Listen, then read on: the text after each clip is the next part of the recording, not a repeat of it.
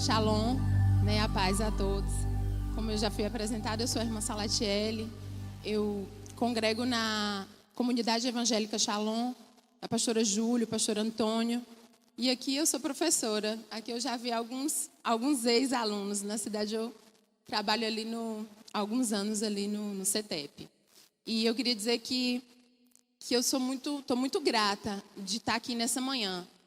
Particularmente para a irmã Sara e para outra irmã que estão orando por mim há 8 dias. Assim, é maravilhoso. Eu até falei para a Sara que eu vou copiar a ideia. Então, eu estou me sentindo muito acolhida. Na verdade, eu estou me sentindo muito abençoada de estar aqui com vocês nessa manhã. Além de dar honra, né? Porque para mim é sempre uma honra falar da palavra do Senhor, levar a palavra do Senhor. Mas especialmente aqui, eu estou me sentindo muito acolhida e muito abençoada. E a presença de Deus, ela é real neste lugar, né? E aí, como o tema, né, é João, marquei aqui.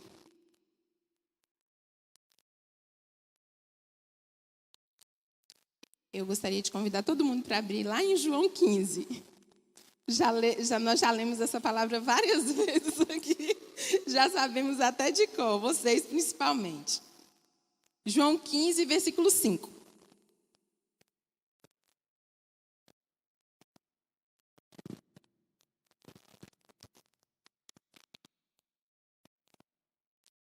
Versículo 5. Vamos ler sentados mesmos. A palavra do Senhor diz assim. Eu gostaria, como já está lendo todo mundo, vamos ler junto? No 3. 1, 2, 3. Eu sou a videira, vós os ramos. Quem permanece em mim e eu nele, esse dá muito fruto, porque sem mim nada podeis fazer. Deus de maravilha, Deus de poder, Senhor, nessa manhã, Pai, nós te agradecemos mais uma vez. Senhor, nós te louvamos, Pai, por mais um dia. Deus, porque muitos dormiram, Senhor, e não acordaram. Deus, porque muitos fizeram planos, ó Deus, para 1º de novembro, Pai, de 2020. Deus, e isso não foi lhe permitido. Deus, então nós queremos te agradecer, Senhor, por este dia, por este presente. Deus, nós queremos te agradecer, Senhor, pelo teu mover, por mais uma oportunidade, Senhor, de te adorar, de te louvar. Então, no nome de Jesus, Senhor, continua falando conosco. Deus, sem ti nós nada podemos fazer. Sem ti, Senhor, nós nada podemos falar. Deus, então, em nome de Jesus, Senhor, continua manifestando da tua glória e do teu poder, Senhor, em nós e através de nós, Pai. Leva a nossa mente cativa no trono da tua glória. Leva os nossos ouvidos. E que teu Espírito Santo, Senhor, possa, Pai, se revelar a nós, Pai, em cada um de nós, no nome de Jesus. Amém? Então, quando eu li esse versículo, eu recebi o convite, ela falou muito sobre ramos. E eu até ensaiei uma pregação, ela falando, né, sobre sementes. E aí teve a pandemia, porque eu recebi esse convite antes da pandemia. E ali Deus ministrou muito comigo sobre a semente, sobre o desenvolvimento. E por fim, né, ela falou, Salatiele, mudou a data. E aí você fica aqui, você é livre para você falar aquilo que o Senhor ministrar. E o Senhor estava falando muito comigo sobre identidade. Eu creio que o mundo hoje ele vive uma crise de identidade. Né? Hoje o que mais se fala é a questão do desenvolvimento pessoal. Que não adianta nós termos, né, grandes conquistas se o nosso eu interior ele não tiver desenvolvido. E o Senhor tem falado muito comigo. E quando eu olhei para o texto, eu já li a primeira vez e ontem eu estava lendo de novo e falei, nossa, como Deus é lindo. Deus me mostrou e eu ainda não tinha visto. E o texto começa falando sobre uma crença de identidade. Jesus ele começa dizendo quem ele é. Então hoje até nas entrevistas de emprego, a pessoa pergunta, quem você é? E aí se perguntasse para nós hoje, né, a primeira pergunta, quem você é? Que fique aí com essa perguntinha martelando. Quem você é? E aí muitas vezes a gente vai confundir com o que eu faço. A gente vai dizer, eu sou professora, eu sou mãe, eu sou médico, eu sou isso. E a gente vai descrevendo o que a gente faz. E que não é o que a gente é. E aí Jesus, ele se definiu. Eu sou o Filho de Deus, né? Eu sou pão vivo, a Bíblia descreve como que Jesus era o verbo. Aqui ele diz assim, eu sou a videira. E aí quando Jesus diz quem ele é, ele já diz logo quem nós somos. E vós sois os ramos. E eu queria falar sobre isso, identidade. Hoje o tema central é a nossa identidade. Então, no dicionário, identidade é a qualidade daquilo que é idêntico. É uma definição. Nos currículos, né, da escola, diz que identidade é aquilo que nos difere do outro. É o nosso nome, é a nossa família, é a nossa cultura, né? A nossa identidade. E a identidade, ela perpassa por três coisas que constituem, né, a identidade. De maneira bem simples, é claro.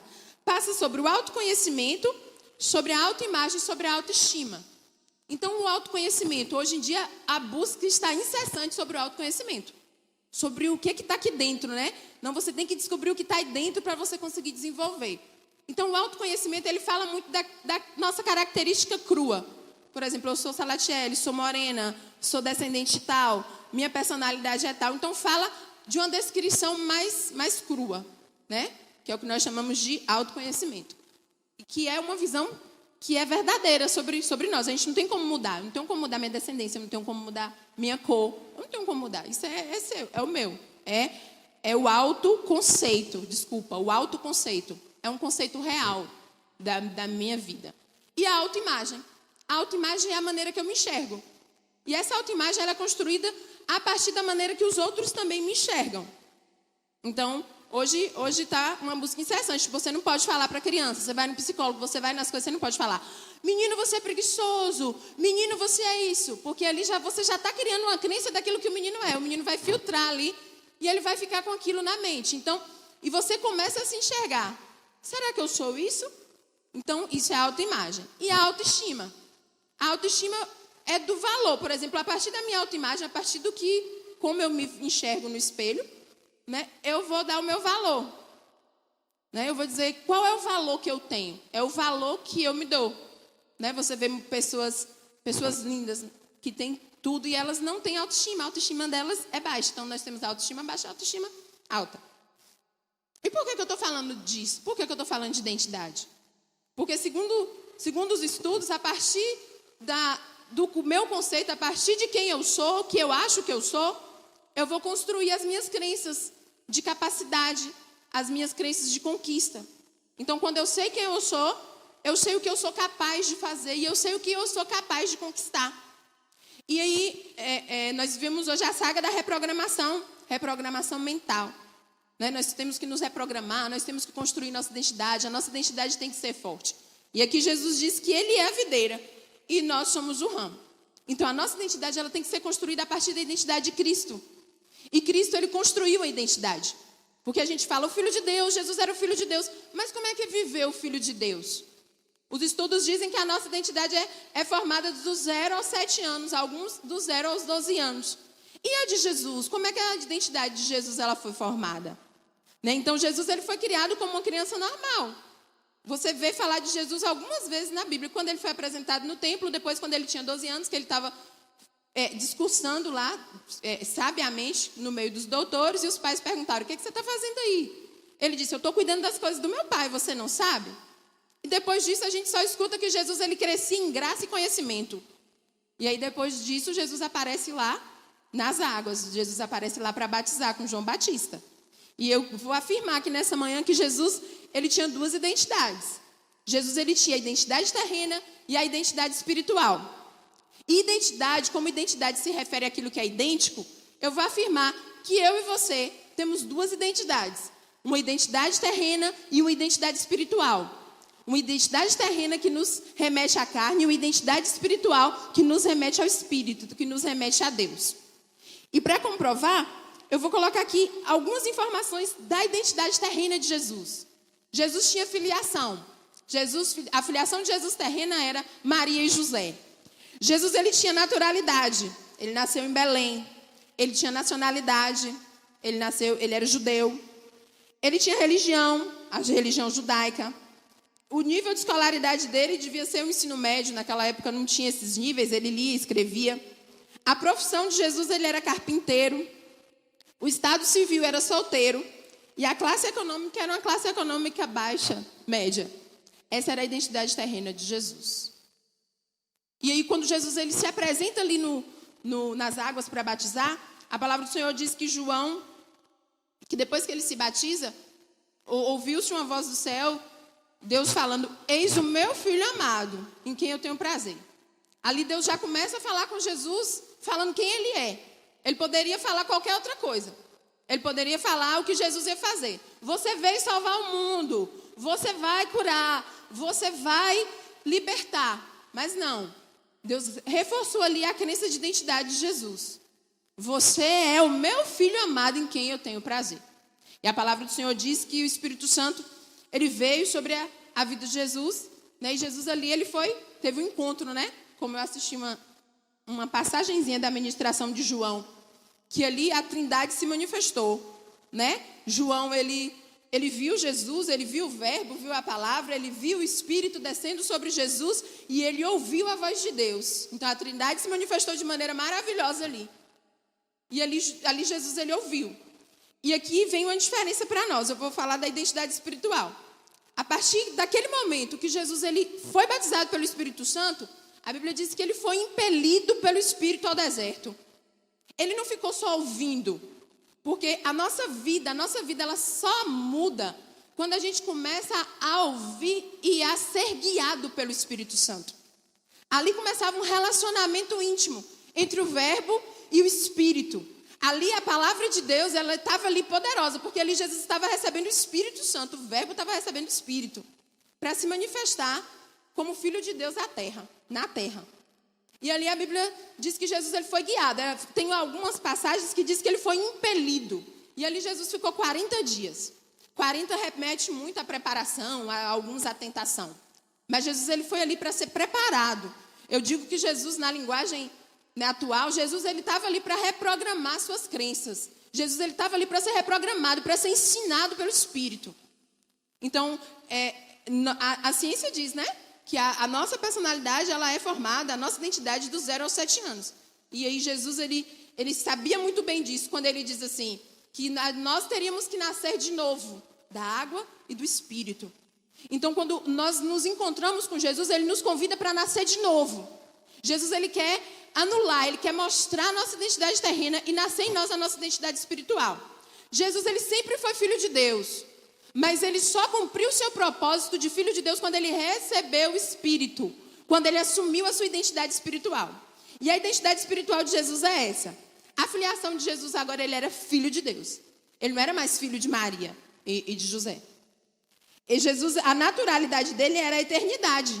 Jesus, ele nasceu na eternidade. A nacionalidade de Jesus agora, a cultura que ele vinha implantar era a cultura celestial. Ela era a cultura cristã. Jesus ele vinha trazer um renovo. Jesus ele vinha lançar ali as bases da estrutura religiosa. A religião dele também passou a ser a religião cristã, a religião de Cristo, né? Ao exemplo. A profissão dele foi agora, ele mudou, ele não tinha mais profissão, ele tinha propósito. Agora ele era o Salvador, agora Jesus era o Salvador, ele era aquele que veio resgatar. Então o propósito de Jesus, ele não ia mais viver segundo a profissão. E ele lia e escrevia. Jesus entrou lá lendo, escrevendo. E agora Jesus ia sair. A escolaridade dele era a sabedoria do céu. Então ele recebeu ali, quando ele ficou naquele deserto, ele já saiu diferente. E o estado civil dele, agora Jesus era o noivo. Jesus ele não era mais solteiro. Jesus era o noivo, Jesus estava comprometido. E a classe econômica de Jesus agora, ele era filho do dono do ouro e da prata. Então Jesus ele reestruturou toda a sua identidade terrena. E com o quê? Se relacionando com o Espírito Santo de Deus. Então, o que eu posso afirmar? Que eu e você somos filhos de Deus.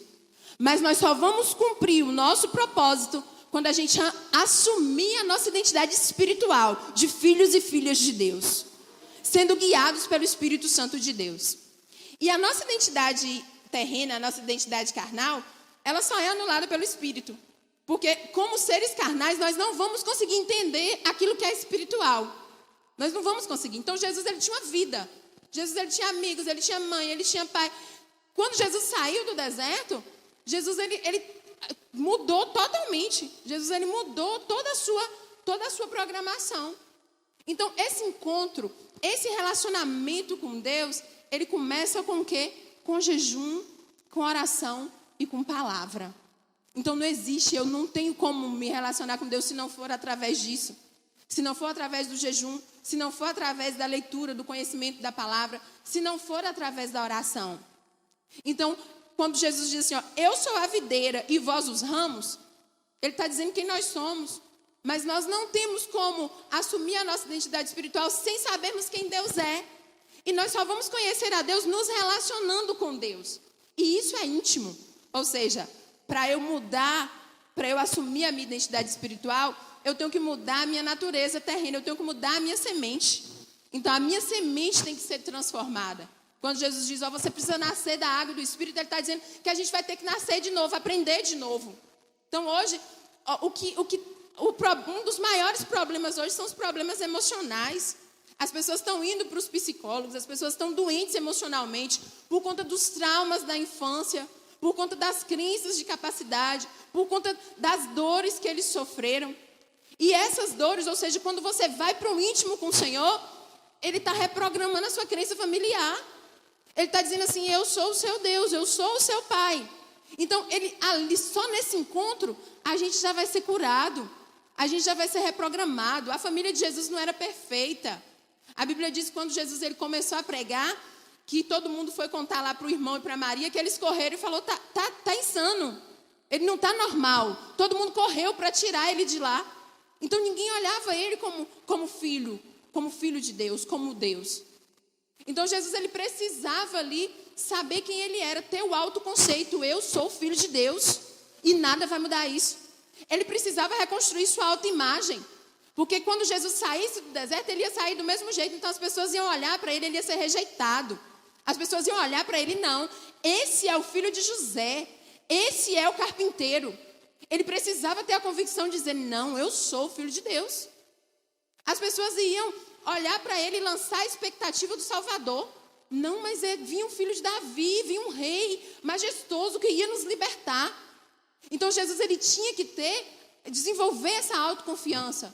Saber o quê? Que ele tinha que cumprir as expectativas de Deus e não as expectativas do mundo.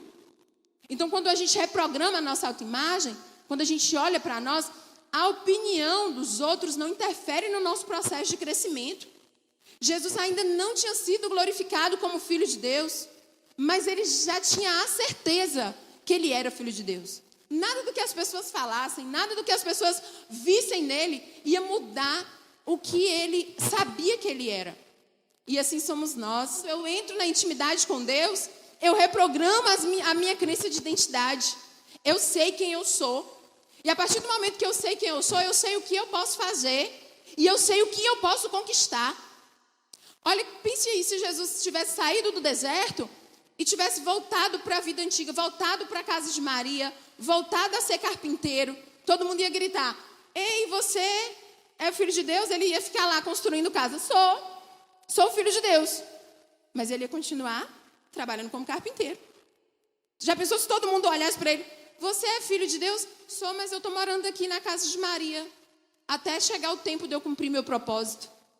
Não, quando a gente assume a nossa identidade espiritual, a gente muda tudo, a gente muda o nosso jeito de ver o mundo. Então, nós mudamos o nosso pensamento, mudamos o nosso sentimento e mudamos o nosso comportamento. Então, a nossa vida muda, todo mundo vai perceber que a nossa vida mudou. Mesmo que ninguém creia no primeiro momento. Mesmo que quando ele falava, mas todo mundo ia perceber. Então, quando a gente muda a nossa vida, muda internamente, o externo, ele muda.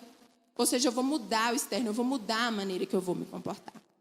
Então, quando Jesus estava ali, eu digo sempre que ele estava ali se relacionando com Deus, ele estava mudando, ele estava anulando a identidade terrena dele. Ele não ia mais voltar do mesmo jeito. E Jesus ali, ele estava aprendendo também a questão da sabedoria. A sabedoria na palavra. Jesus, ele estava sendo tentado. Quando Satanás chegou para tentar ele, Satanás poderia falar várias outras coisas. Satanás poderia dizer assim, come, você não está com fome? Transforma isso aí, transforma essas pedras em pães. Mas Satanás, ele foi na identidade de Jesus. Ele disse assim, se tu és filho de Deus. Ele não foi, ele estava ali questionando quem Jesus era. Então, em todo tempo, Satanás, ele está questionando quem nós somos. Ele chega para Jesus ali com fome, ó.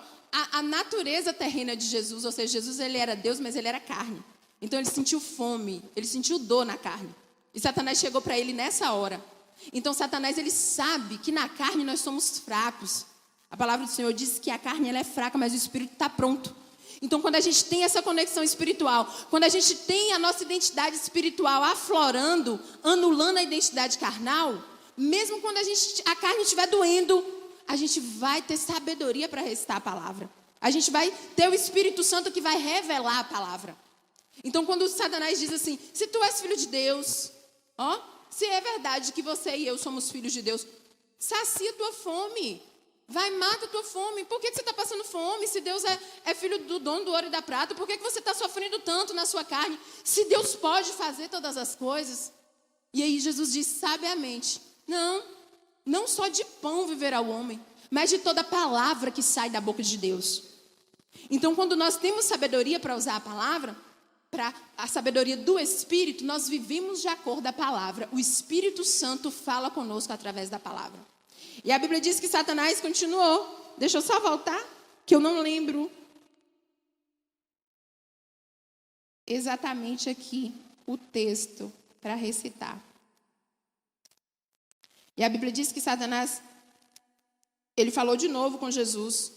E elevando-o, mostrou-lhe no momento todos os reinos do mundo. E disse-lhe o diabo, dar-te-ei toda essa autoridade e a glória destes reinos, porque ela me foi entregue e dou a quem eu quiser. Portanto, se prostrado me adorares, toda a terra será tua. Mas Jesus lhe respondeu, ao Senhor teu Deus adorarás, e só a Ele darás culto. Então ele foi de novo, ele ofereceu o quê? Poder. Porque Satanás, ele conhece a palavra. Ele pode não ter revelação do Espírito, mas ele conhece a letra. Ele conhece. Então muitas vezes, Satanás, ele fala conosco, você tem o livre-arbítrio. Você tem um livre-arbítrio e você tem um perdão. Você tem um Deus que te ama, independente do seu pecado. Você tem um Deus que te ama e sempre está disposto a te perdoar. Então você pode, né? Eu vou te dar tudo para você usar o seu livre-arbítrio. Você não precisa viver na direção de Deus. Escolhe a vida que você quer seguir. Então, não, mas eu quero, Senhor, eu estou na sua presença, mas na primeira luta, eu preciso ser feliz. Sabe? Eu preciso fazer, isso Deus quer que eu faça dessa maneira, mas eu preciso ser feliz. Eu só tenho uma vida para ser feliz. A minha vida é muito curta. Eu não tenho. Então você usa o seu livre-arbítrio, esse poder que Satanás está oferecendo aqui. Muitas vezes Satanás nos oferece como livre-arbítrio, porque servir a Deus é uma escolha, adorar a Deus é uma escolha. E através da palavra nós sabemos exatamente o que Deus quer de nós. E Satanás está a todo tempo dizendo, não, Deus quer assim, mas se você fizer desse outro jeito, depois você pede perdão e aí você volta e Deus vai te perdoar. Verdadeiramente, Deus vai nos perdoar, mas verdadeiramente nós não estaremos adorando a Deus da maneira que Ele pediu, da maneira que Ele nos chamou, da maneira que o Espírito Santo sopra no nosso ouvido. A palavra do Senhor diz mais, diz que Satanás chegou de novo. Então levou Jesus e colocou sobre o pináculo do templo e disse, se és filho de Deus, atira-te daqui abaixo, porque está escrito, aos seus anjos ordenarás ao teu respeito que te guardem. Eles te sustentarão nas tuas mãos para que não tropeces em alguma pedra. Respondeu-lhe Jesus, dito estás, não tentarás o Senhor teu Deus. Então Satanás ele foi de novo e disse, vai atira, vai pula daqui. Está lá escrito na palavra que os anjos do Senhor vão te guardar. Vai, se precipita, vai, cai aí, se lança. Muitas vezes Satanás, ele faz esse apelo, a nossa carne faz esse apelo. Vai, se precipita no pecado, se precipita naquilo que você quer fazer, porque a palavra diz que mesmo assim o Senhor vai te guardar. Mesmo você não estando aí, a palavra está dizendo aqui, que o Senhor vai te guardar. Vai, lança daí, age de acordo.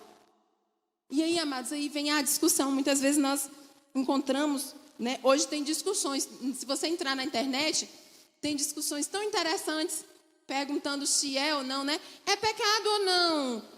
É o divórcio. Pode beber ou não? E você vê discussões, as pessoas brigando, procurando na palavra uma brecha para se precipitar. E tem coisas que não vai estar escrito aqui. Jesus, ele disse que teria coisas que ele não ia falar, mas o Espírito Santo ia revelar. Então, muitas vezes, quando nós assumimos a nossa identidade espiritual, a gente não vai precisar encontrar uma brecha na lei para pecar ou para agir. O Espírito Santo, ele vai falar conosco. O Espírito Santo, ele vai dizer para a gente o que é certo e o que é errado. Então, quando ninguém pode acusar o meu pecado, ninguém pode acusar o pecado de ninguém aqui. Isso é uma certeza. A palavra do Senhor diz lá a passagem da mulher adúltera. Todo mundo lá, vamos apedrejar, está escrito, está na lei, vamos matar, entendeu? E aí foi até Jesus, o que Jesus disse? Quem não tem pecado, quem é muito santo, não, que atire a primeira pedra, pode apedrejar. Então, quando eu peco, quando você peca, eu tenho um Jesus que vai perguntar isso para cada um que está querendo me apedrejar. Isso é a parte pública, isso é o que está escrito na palavra. Mas quando eu tenho intimidade com esse Deus, quando eu busco esse Deus, quando eu me retiro, porque o Espírito Santo, ele sempre vai nos levar à intimidade. Ele sempre vai nos retirar para orar, para jejuar e para ler a palavra e para ouvir a voz do Espírito. Então, diante de todo mundo, o Senhor Jesus, ele vai estar aqui dizendo que ninguém tem o direito de me acusar. Que só pode me acusar quem não tem pecado. Então, todo mundo tem pecado e ninguém vai poder me acusar. Mas quando eu entro na intimidade, a palavra do Senhor diz que quando saiu todo mundo, Jesus não saiu, ele ficou ali. E ele olhou para a mulher e disse o quê? Filha, seus pecados, está perdoado. Mas vai e não peca mais. Vai, pai, larga isso aí. Então ninguém tem o direito, mas quando eu vou para a intimidade, o meu Jesus vai me olhar no olho e vai dizer assim, agora larga o pecado, porque você é filho de Deus e isso não combina com o filho de Deus. Olha, eu te amo, mas eu não concordo com isso. Porque graça e misericórdia não é sinônimo de libertinagem no pecado. Graça e misericórdia nos garante amor, intimidade, salvação. E sempre uma segunda chance para recomeçar. Então, o invisível aos olhos, né, como o mundo diz, um escrito, o invisível aos olhos é o essencial para Deus. Então, a construção da nossa identidade, ela começa onde ninguém vê. A construção da nossa identidade é quando nós sabemos quem nós somos. E quando nós sabemos quem nós somos, nós vamos dizer para o mundo, para as pessoas quem elas são. Quando nós sabemos o nosso valor, nós vamos saber o valor do outro. Então, o relacionamento que eu tenho com Deus no íntimo vai mudar o meu relacionamento que eu tenho com as pessoas. Vai mudar a maneira que eu vou agir com as pessoas.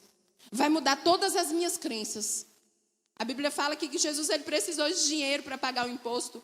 Se fosse da maneira antiga, Jesus ia dizer assim, não, eu vou trabalhar, vou ali construir uma casa e a gente trabalha e paga tudo. Jesus disse, não, vai lá, pesca lá um peixe, que o dinheiro vai estar lá na boca do peixe. Então, nós somos seres espirituais que servimos a um Deus todo-poderoso e que muitas vezes não vivemos experiências espirituais de milagre de fé, porque não assumimos a nossa identidade espiritual. E a palavra diz que quando Jesus ele saiu do deserto, como eu já disse, ele mudou. Ele mudou tudo. Mudou de casa, mudou de profissão, mudou a maneira que ele viu o dinheiro. Ele reprogramou financeiramente, ele reprogramou da família, ele reprogramou da profissão. Então, assim, quando eu saio do deserto, quando eu saio da intimidade com Deus, eu sei o meu propósito. Jesus sabia, não, eu vim salvar o mundo, eu vim ter discípulos, fazer discípulos para salvar. Eu vim fazer isso, para dar continuidade ao reino de Deus nessa terra. Então, nós mudamos, nós saímos como servos de Deus. E aí nós entendemos para que nós estamos aqui. Então, independente, amados, do meu propósito, da minha condição como mãe, como esposa, como professora, como servo do Senhor, eu tenho um propósito maior, que é servir e ganhar pessoas. Ou seja, estabelecer o reino de Deus nessa terra. Na maneira como eu me comporto, na maneira como eu falo, na maneira como eu penso e naquilo que eu acredito. E aí, amados, nós vamos para a segunda fase da identidade. A primeira é no secreto, quando você sabe quem você é. Depois é quando você transforma isso no fazer. Como eu disse, o que eu faço, se eu faço mais ou eu faço menos, não vai mudar o amor que Deus tem por mim, mas vai mudar o meu resultado. Então, quando nós temos um jargão que nós pegamos a Bíblia e dizemos assim, eu sou o que a Bíblia diz que eu sou. E aí a gente pula, eu tenho o que a Bíblia diz que eu tenho. Então, quando eu descubro que eu sou filho de Deus, eu já sou filha de Deus. Eu já tenho salvação, eu já tenho, sabe? Isso é garantia quando eu aceito Jesus. Mas aí, amados, tem uma questão do eu faço. Entendeu? Eu sou o que a Bíblia diz que eu sou. Eu faço o que a Bíblia diz que eu devo fazer. Eu tenho o que a Bíblia diz que eu devo ter. Porque o que nós observamos é uma igreja, filhos de Deus, assolados pela depressão, assolados pelos problemas financeiros, assolados por vários tipos de problema, assolados. E aí a gente pula aqui, a gente é o que a gente diz que a gente é, mas muitas vezes a gente não faz o que a gente tem que fazer, e o nosso resultado aqui é comprometido. E aí a gente não tem a paz que excede todo entendimento. E aí a gente não experimenta o melhor de Deus nessa terra. E aí a gente não se relaciona, a gente não faz discípulos, porque a gente não faz. Então, o que eu faço não muda quem eu sou, mas o que eu faço muda o meu resultado. Então, Jesus, ele fazia questão de cumprir a palavra do Senhor. Ele, como filho de Deus, a Bíblia diz lá em Isaías, que o filho de Deus vinha e falava por parábolas. Jesus, ele falava por parábolas. Sabe, Jesus pegou lá, quando ele foi se apresentar, ele leu lá Isaías aqui, esse aqui sou eu. Ele dizia assim, ó, eu estou fazendo o que a Bíblia diz que eu devo fazer. É tão interessante que, quando Jesus ele foi ser preso, ele falou para os discípulos para venderem lá, né, algumas coisas, para comprar 2 espadas. Porque estava escrito que ele seria preso com os malfeitores. Olha que Jesus lindo. Ele zelava para que a palavra de Deus fosse cumprida. Ele não era malfeitor, o povo dele não andava com espada. Mas na hora ele falou, vai lá, cara, vende lá, porque eu vou precisar de 2 espadas. Porque na hora que o pessoal chegar, vai falar, ele foi preso com os malfeitores. Então a palavra do Senhor, ela é para ser vivida. E a gente não vive a palavra do Senhor no carnal. Porque duro é matar a carne, duro é morrer. Mas cheios do Espírito Santo, nós conseguimos viver. Gente, nós temos que respeitar o processo. Nós somos filhos de Deus, isso ninguém vai mudar. Mas nós estamos no processo de construção. Quando nós saímos da intimidade, a gente vai conviver com as pessoas, a gente vai ferir, a gente vai ser ferido, a gente vai trabalhar, a gente vai ter problema, a gente vai ter vários tipos de coisa. Então, quando eu entendo o processo, eu entendo, poxa, Jesus era Deus, mas ele teve o processo. A Bíblia fala que Jesus temeu a morte, que Jesus orou 3 vezes. 3 vezes ele orou, Pai, se for possível, passa de mim esse cálice. Saiu, foi lá ver os discípulos dormindo, ele voltou, Pai, por favor, se for possível, passa de mim esse cálice. 3 vezes, mas a Bíblia fala que ele transpirava. Imagine, ele falou que a alma dele estava profundamente triste. Então Jesus se angustiou, sentiu tristeza. Mas ele venceu tudo isso aonde? Na intimidade. Ele venceu tudo isso onde? Orando. O Espírito Santo estava consolando ele. Então, quando nós temos que saber assim, que a gente vai estar nesse processo e que o outro vai estar no processo. E que a gente tem que entender que é um processo de desenvolvimento, de firmar a nossa identidade. A gente tem que perguntar a Deus, tem coisa que a gente tem que fazer como Jesus. Jesus, Senhor, é possível, como Jesus falou, passa de mim esse cálice.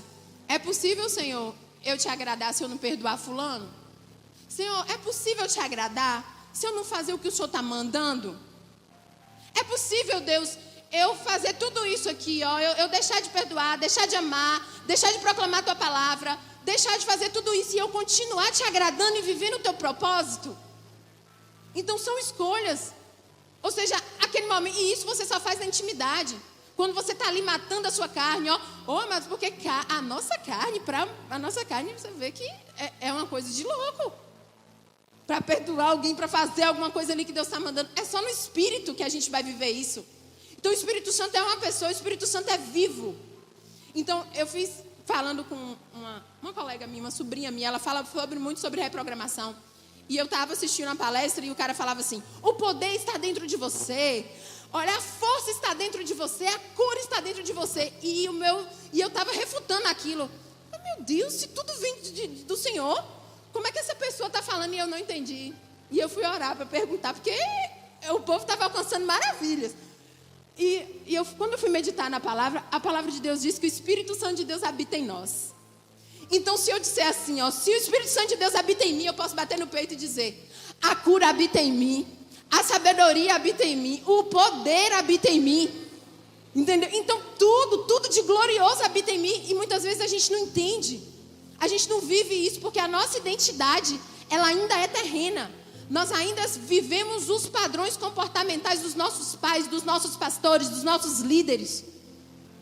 E hoje o Senhor está dizendo assim, ó, que o padrão é Ele, o perfeito é Ele. Eu tenho que viver o padrão dEle. Jesus viveu em glória, Jesus viveu matando a carne. E isso eu só vou conseguir com o Espírito Santo de Deus vivo na minha vida, vibrando na minha vida. E a palavra do Senhor diz que quando Jesus ele passou por esse processo e ali ele decidiu morrer, ele viu que não tinha como ele agradar a Deus, ele não tinha como cumprir o propósito dele. Se ele não morresse, ele foi para a cruz. E ali na cruz, amados, é o processo de morte. Todos nós temos que aceitar o processo de morte. Então, se você está passando por um processo de morte, se você quiser, já pensou em desistir, poxa, eu não vou suportar não, esse casamento eu quero ser feliz, eu quero jogar tudo para o alto, eu quero ir embora. Eu não vou suportar não, essa igreja também não, eu não vou suportar. Seja o que for que você não está suportando. Se você já pensou em desistir, não se culpe. Você está no processo. Só não passa pelo processo sozinho. Porque quando o Espírito Santo não aparece, Satanás aparece para nos aconselhar. Então, a gente não passa pelo processo sozinho, passa pelo processo com Jesus. E aí você vai passar por esse processo de morte, você vai ficar lá na cruz e você vai se sentir só. Sabe, talvez você vai olhar e falar, poxa, fulano alcançou, fulano conseguiu, a gente vai ficar olhando para o futuro do outro. Mas lá na cruz, a Bíblia diz que Jesus ele falou para o Pai, Pai, por quê? Por que me desamparaste? Então, Jesus ele estava ali, talvez ele estava se sentindo só na cruz, não tinha amigo, não tinha ninguém ali perto, ele olhou, ele não achou, mas ele não estava só. A palavra de Deus nos garante que o Espírito Santo ele nunca nos deixa só. Então seja qual for o seu processo de morte, o meu processo de morte, por mais doloroso que ele seja, nós não estamos sós. A gente pode não sentir, é como eu falei, o poder habita em mim, a glória de Deus habita em mim, mas se eu não rasgar o véu da religiosidade, eu não vou sentir o Espírito de Deus habitando em mim. Ainda vai ter um véu me separando da glória que Deus deixou para viver em mim. Ainda vai ter um véu tapando, que não vai deixar eu ver que eu sou filha amada de Deus. E que eu posso, a Bíblia diz, ou seja, eu posso dizer, eu posso, que a Bíblia diz que eu posso. Se a Bíblia diz que eu posso, eu posso. Se a Bíblia diz que eu posso vencer a carne, que eu posso ter todas as coisas, eu posso. E aí vem o último processo. É o processo de você saber quem você é. É o processo de conviver com as pessoas e manifestar ali, estar aprendendo com todo mundo. Muitas vezes ferindo, sendo ferido, acertando, errando, orando, pensando em cair, pensando em desistir. E aí vem para o processo de maturidade, que é o processo do fruto. Porque os frutos do Senhor é a nossa razão. E o fruto ele é gerado pelo Espírito. O fruto ele é gerado pelo Espírito. E aí quando eu morro, que gera o fruto, os primeiros frutos que são gerados com a morte, é a visão de reino. Ou seja, aqui o versículo diz, eu sou a videira verdadeira, né? Quem permanecer em mim. Então quando você permanece, quando você persevera, quando você está nele, você gera o fruto. Então Jesus ele morreu, quando ele voltou, ele tinha visão de reino. A primeira coisa que ele fez foi ir atrás. Ou seja, quando eu tenho visão de reino, eu entendo que eu não posso fazer nada sozinho, que eu preciso resgatar as pessoas. Então quantos discípulos que poderiam estar aqui do Senhor, mas que pegaram o caminho de Emaús, porque se decepcionaram com o Senhor? Quantos discípulos, quantos filhos e filhas de Deus, que poderiam estar congregando, poderiam estar proclamando a palavra de Deus, pegaram o caminho de Emaús porque se decepcionaram, porque não se cumpriu do jeito que eles queriam. E a Bíblia diz que Jesus foi resgatar eles. Porque muitas vezes a gente fala assim, ele poderia falar, não, vou levantar novos discípulos, porque Pedro me traiu, esses aí saíram, eu vou levantar um novo povo. Deus não desiste das pessoas. Deus não desiste de nós. Então, um dos frutos é essa visão de reino. Olha para os discípulos que não estão aqui. Olha para as pessoas que já caminharam. Elas merecem uma visita, um pedido de resgate. Ó, volta. Entendeu? Volta. Por quê? Porque vai acontecer. Porque está acontecendo. Quem tem visão de reino, ele perdoa. Ele valida o pecador. A palavra do Senhor diz, Pedro era íntimo de Jesus. E a palavra de Deus diz que Jesus ele foi lá ver Pedro. Pedro voltou para as velhas práticas. Pedro voltou lá para o pecado. Para o pecado assim, para pescar. Mas quantos de nós voltamos para as velhas práticas? E a Bíblia diz que Jesus foi lá, era como se Jesus estivesse dizendo, olha Pedro, volta Pedro. Porque o seu pecado não invalida a promessa de Deus na tua vida. Se arrepende e volta. Olha, Pedro, a maneira que você me traiu, Pedro, não invalida a obra de Deus na sua vida, não. Ou seja, ele perdoa, ele valida o pecador. Quantas vezes nós afastamos as pessoas de nós porque as pessoas pecaram contra nós? E aí nós colocamos em xeque a identidade da pessoa. Não, fala que é crente, mas me traiu, falou de mim. E a gente não entende que ele também é filho, que ele também está em processo. E que o nosso fruto da intimidade, ele vai gerar com o perdão, com a validação. Fulano, volta, porque o seu pecado contra mim não invalidou.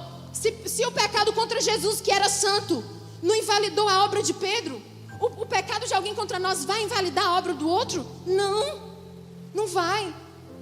Então o fruto da maturidade é o perdão.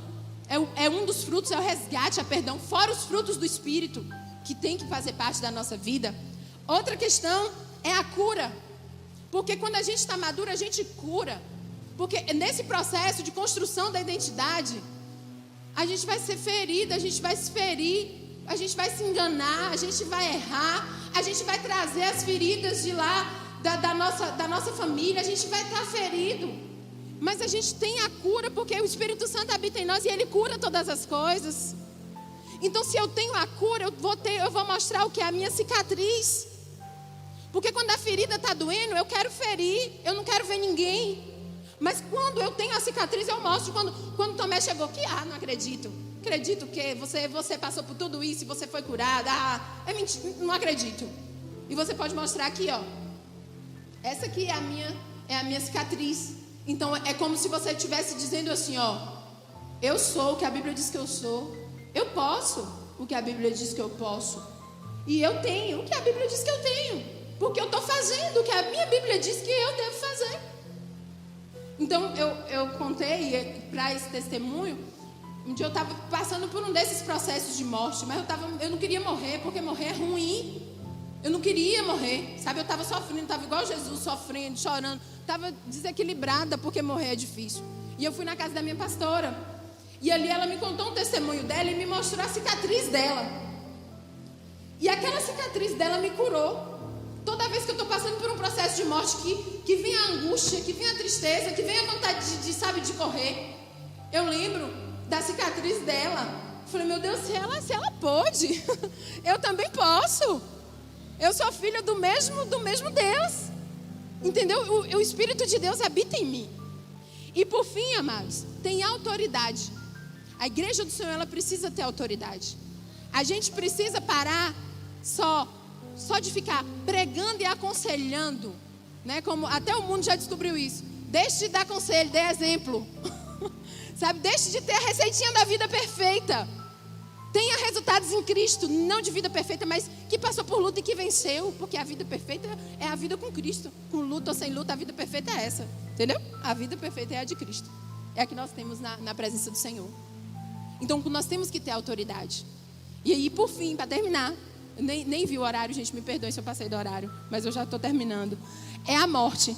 A morte física é certa. Ninguém aqui sabe o dia que vai morrer, ninguém aqui sabe como vai morrer. Mas a morte espiritual também é certa. Agora, diferente da morte física, eu posso escolher de que maneira que eu vou morrer. Ou eu morro para Cristo, todo dia, com Cristo, todo dia. Todo dia eu vou ser levada para o matadouro, matando a minha carne, matando a minha vontade, amando, perdoando, com o Espírito Santo ali, ó, todos os dias. Ou eu vou ser um sepulcro caiado. Ou eu vou ter fama de vivo e vou estar morta. A palavra do Senhor diz assim, ó. Ai de vós, escribas e fariseus, hipócritas, pois que sois semelhantes aos sepulcros caiados, que por fora realmente parecem formosos, mas interiormente estão cheios de ossos de mortos e de toda imundícia. Assim também vós exteriormente pareceis justos aos homens, mas interiormente estáis cheios de hipocrisia e de iniquidade. Ao anjo da igreja em Sardes escreva: estas são as palavras daquele que tem os 7 Espíritos de Deus e as 7 estrelas. Conheça as suas obras. Você tem fama de estar vivo, mas está morto. Esteja atento. Fortaleça o que resta e que estava para morrer, pois não achei suas obras perfeitas aos olhos do Pai. Então, amados, nós temos a fama. Nós tínhamos, agora a nossa fama está meio caída. né, diante dos escândalos, mas nós ainda temos a fama de povo de Deus. Nós ainda proclamamos aos quatro ventos que Deus cura, que Deus liberta, que Deus salva, que Deus faz milagres e prodígios e que Deus transforma caráter. Então, por fora a gente está até bonitinho, mas muitas vezes por dentro nós estamos mortos em nossas desilusões, em nossas tristezas, em nossos pecados, com a natureza terrena, com um caráter não regenerado. E aí fica fama de igreja poderosa, templos maravilhosos, esculturais, mas por dentro está morto, mas por dentro não tem vida. E o Senhor me chama todos os dias, nos chama todos os dias: morra, morra, morra, nasce de novo, vem aprender de novo, vem ser criança, vem aprender de novo com Cristo. Porque quando a gente entender isso e a gente assumir a nossa identidade espiritual, as portas do inferno, elas não vão resistir. Elas não vão resistir. Porque nós vamos sair do campo do falar e a gente vai para o campo do agir. E o poder do Espírito Santo, o maior poder, a Bíblia diz o quê? Que Ele nos batizaria com o Espírito Santo e com poder, poder, poder. E não é poder só de curar, de libertar, não. É poder de mudar caráter. É poder de mudar vida. Então nós precisamos nos reprogramar. A gente precisa escolher o tipo de morte.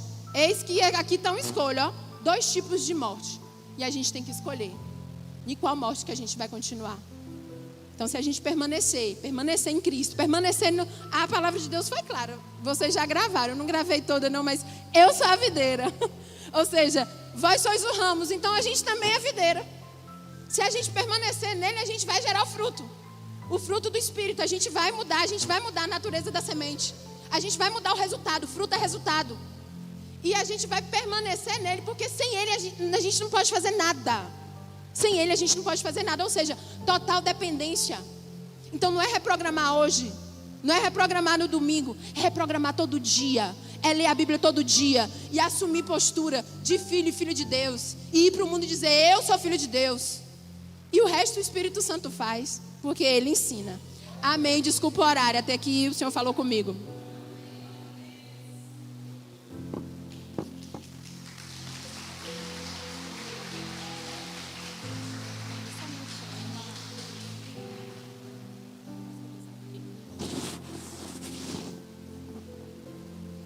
Aleluia. Respira fundo.